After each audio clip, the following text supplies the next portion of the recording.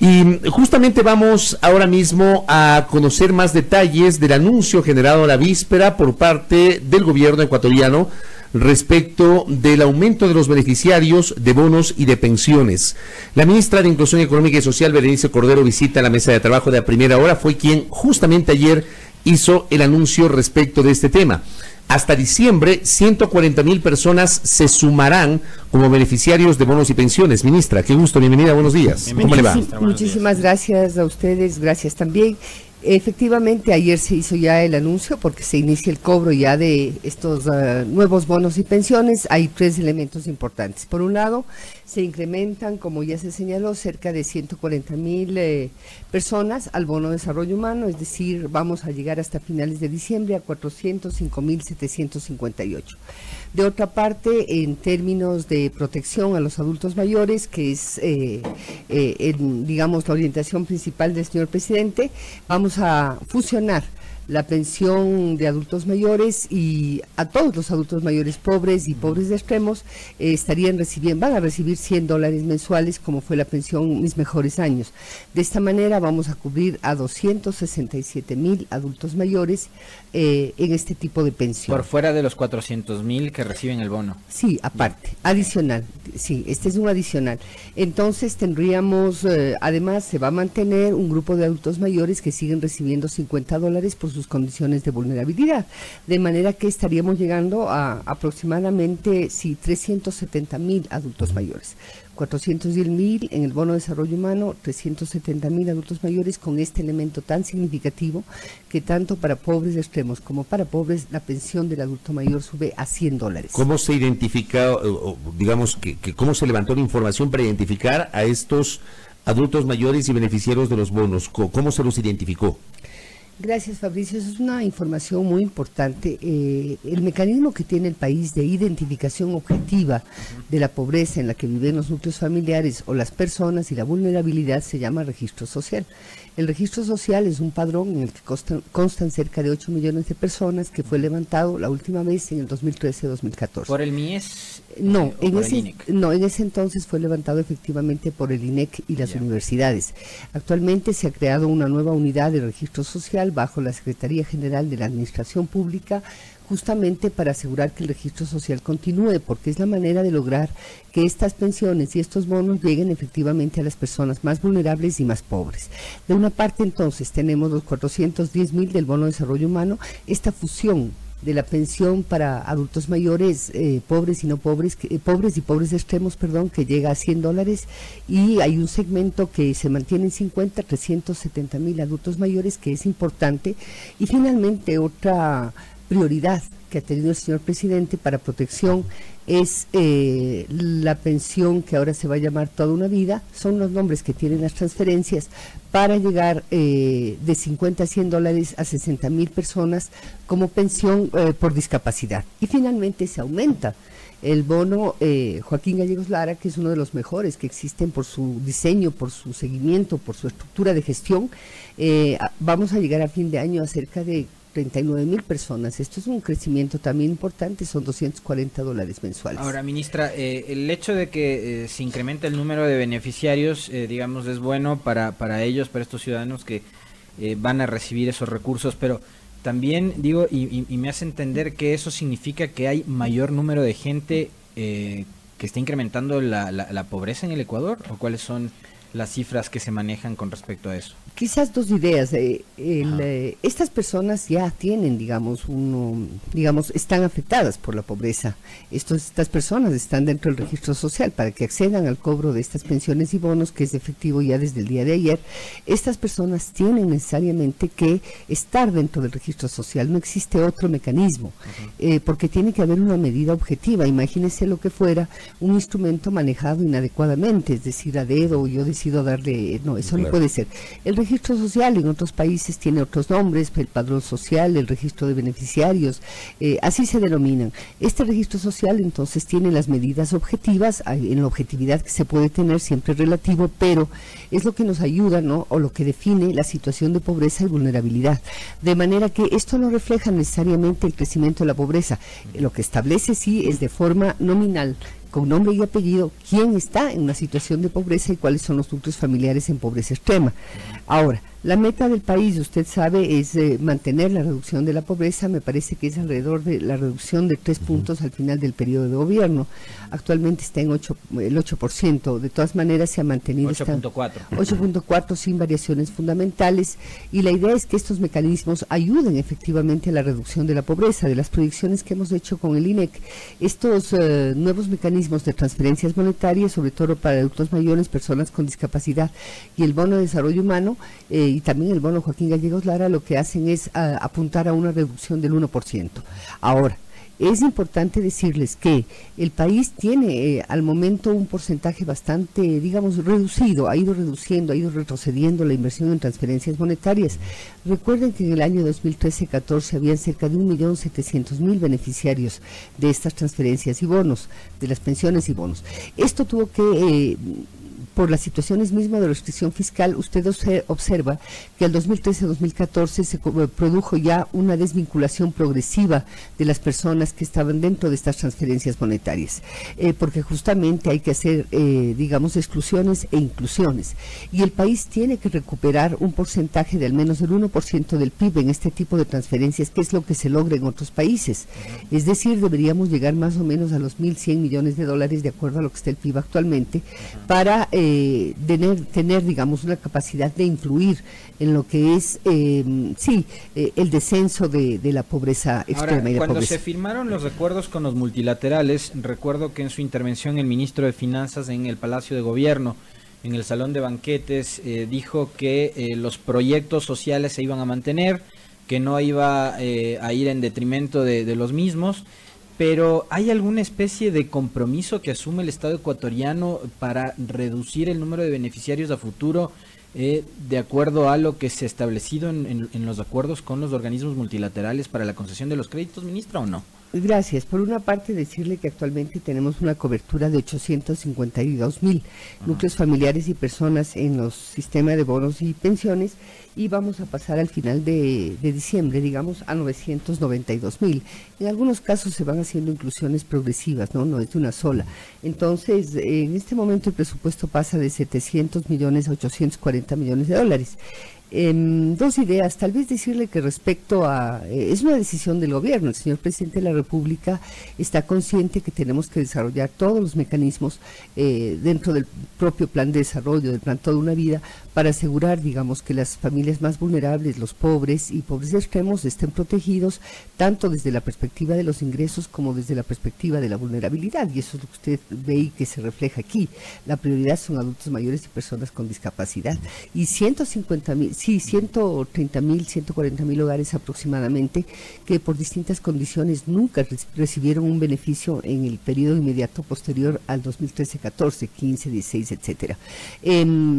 Entonces, entiendo yo, pues el señor presidente obviamente está preocupado por la necesidad de aumentar, digamos, las transferencias y bonos y pensiones, especialmente para los grupos que ya hemos señalado.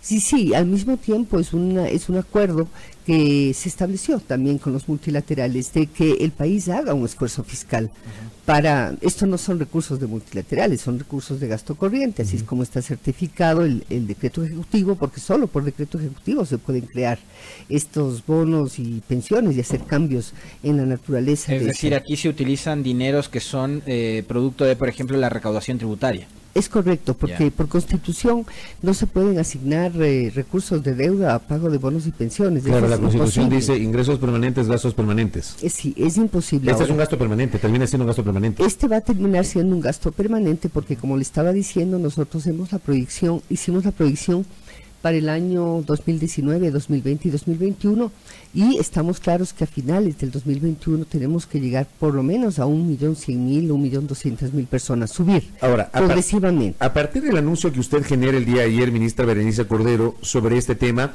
hubo algunas voces que se manifestaron tanto en medios tradicionales cuanto en redes sociales en el sentido de que sí, loable está, digamos, fortalecimiento, si se quiere llamarlo así, de la política social, pero termina siendo un paliativo que no soluciona el problema de la pobreza en el Ecuador. Es decir, es una solución que termina siendo temporal y no soluciona un problema que es complejo, que es un problema de fondo, que es lo de la pobreza. Es decir, uno pensaría, y eso es lo que comentaban algunos analistas inclusive, que hay que reducir la pobreza, pero con medidas efectivas para sacar a las personas de la pobreza extrema y ubicarles en otro nivel, en un nivel superior. Y el bono termina siendo una medida que no apuntala, digamos, una reducción definitiva de la pobreza, al menos para ese sector. ¿Qué responder a estos críticos sobre este tema?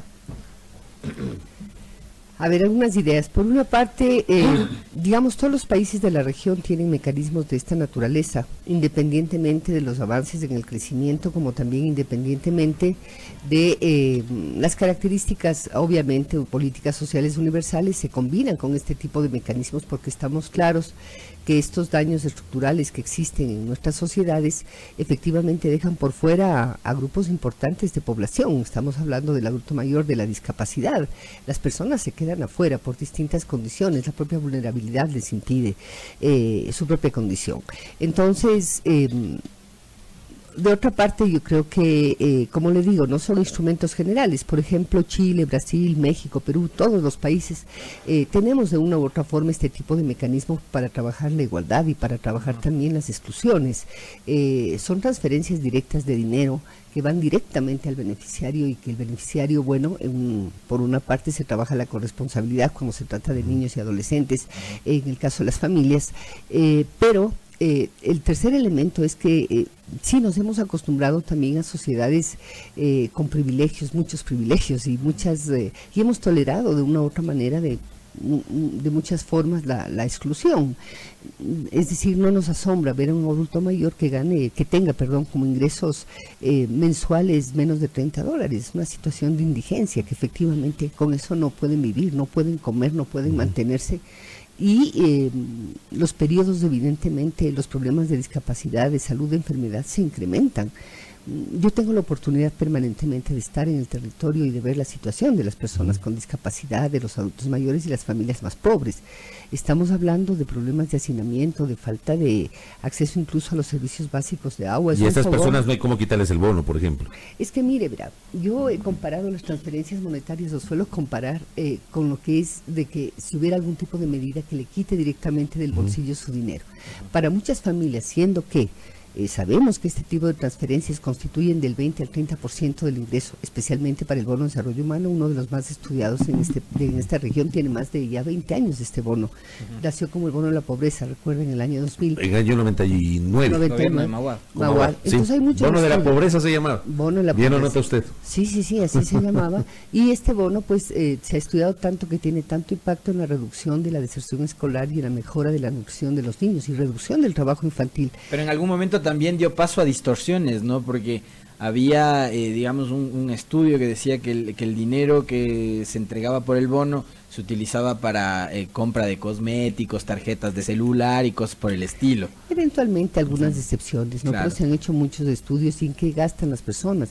Gastan en alimentos, gastan en medicinas, complementan algún tipo de recurso.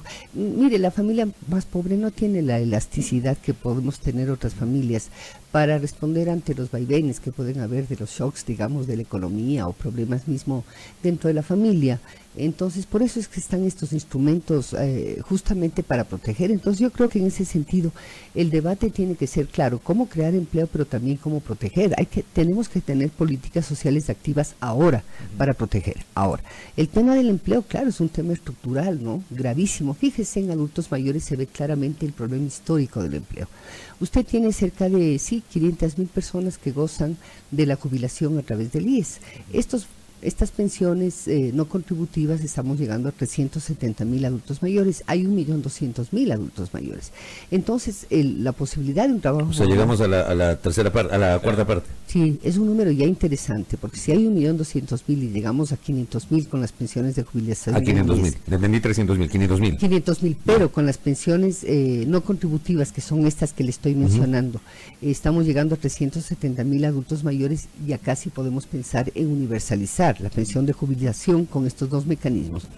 Pero de todas maneras, para ir generando un valor apropiado de la pensión, hemos tenido que pasar algunas dificultades pese a los problemas estructurales que tenemos, digamos, actualmente en lo que es la restricción fiscal, porque eso también es cierto, ¿no? Ahora, ministra, a propósito de un mensaje que recibimos, ¿qué está haciendo el gobierno nacional y el MIES para combatir y de alguna manera controlar el tema de la mendicidad? El país ha recibido durante los últimos años una oleada de migración proveniente de Venezuela debido a la crisis social, económica y política que vive el hermano país, y eso ha generado que haya una presencia muy importante de hermanos venezolanos en semáforos, en esquinas, con niños. ¿Qué está haciendo el MIES para trabajar ese tema? No quería dejar de responder la pregunta anterior. Entonces, otro mecanismo que nosotros tenemos es el Crédito de Desarrollo Humano, es el programa gubernamental más importante de crédito para las mujeres más pobres receptoras del Bono de Desarrollo Humano. Esto el 15 de julio ya se va a lanzar al país los nuevos productos financieros para estas mujeres pobres y extremadamente pobres, porque ahorita hay productos financieros en Ecuador que cubren otros segmentos de la población, pero lo que es pobreza y pobreza extrema no. Entonces el 15 de julio estaremos lanzando ya créditos que van entre $1,000, $2,000 y $3,000 con periodos de gracia de 6 meses y también sin garantía a efectos de cubrir a estas emprendedoras que son cerca de 100,000, ¿no? Es importante el número, que son las que han decidido optar por el crédito de desarrollo humano. Y eso es favorecer el emprendimiento, el empleo y la protección de la familia. Respecto a la otra pregunta, sí, nosotros hemos tenido 2 líneas de trabajo y que yo creo que el MIES ha hecho un trabajo importante en las 3 fronteras, ¿no? En Rumichaca, Sucumbíos y abajo en Huaquillas. Hemos tenido una capacidad bien importante de atención inmediata a los niños, niñas, adolescentes, a las familias en estado de vulnerabilidad, discapacidad, adultos mayores. Concretamente hemos atendido básicamente lo que es la protección de los niños que vienen solos, la reunificación familiar, etcétera, asegurar que la documentación de los niños en algunos casos con entrevistas a profundidad sean las que corresponden para los procesos migratorios. Hemos dotado evidentemente de alimentación, agua, o sea, en ese sentido yo creo que el MIES tuvo un desempeño importante y es muy reconocido por la población venezolana, pero claro, luego ya pues esta población empieza a sentarse, a tomar decisiones de quedarse en el país. Se dice que entre 300, 400 mil se han quedado, que llegaremos al final de este año a 500,000.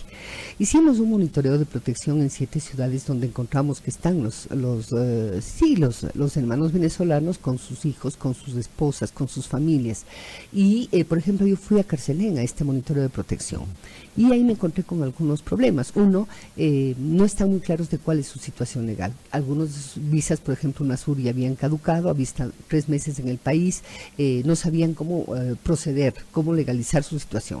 En segundo lugar, habían problemas de salud y no sabían cómo llegar a la unidad de salud, qué requisitos tenían, etcétera. En tercer lugar, niños pequeños que no estaban yendo ni a los centros de desarrollo infantil ni tampoco a los servicios de educación. Entonces, lo que decidimos es montar en estas 7 ciudades, que son Quito, Guayaquil, Cuenca, Manta, Puerto Viejo, no recuerdo, Machala, no recuerdo exactamente la otra, pero vamos a expandir, y 3 servicios principales que están ya operativos, ¿no? A través de esto estamos trabajando con ADRA, Hayas, organizaciones que tienen experiencia. 3 servicios. Lo uno, dar información jurídica. Ellos necesitan saber qué pasos tienen que dar para legalizar su situación en el país o consultar sobre su situación migratoria y la situación de sus hijos. Segundo, asegurar que los niños tengan un cupo en el establecimiento educativo ahora que estamos en periodo de inscripciones. Para eso el exministro Luna señaló unos procedimientos específicos en el caso de niños y adolescentes que están en situación de movilidad humana, ¿no? Entonces hay unos mecanismos específicos que señala que, digamos, los papeles se pueden incorporar más adelante, etcétera. Y el tercero, ya para terminar, llevar a los niños a la atención de salud y a los adolescentes, ¿no?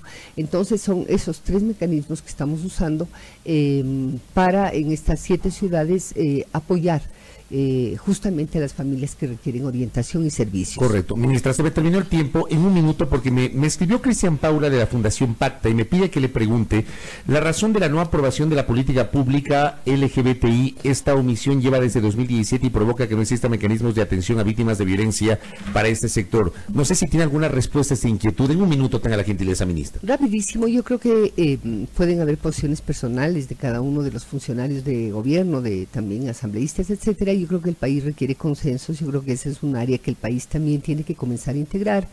Y yo he pensado que siempre estos derechos humanos son los que hay que ir garantizando progresivamente, pero de hecho el país requiere consensos sociales, políticos e inclusive conceptuales. Hay muchas distorsiones en relación a estos temas y el país tiene que poco a poco llegar a acuerdos sobre la necesidad de que todos estemos incluidos y que nuestra condición no sea un factor de vulneración, de riesgo, de limitación del ejercicio de los derechos humanos que están garantizados constitucionalmente. Ministra, gracias por el tiempo, muy gentil. Berenice Cordero, ministra de Inclusión Económica y Social, en nuestros micrófonos.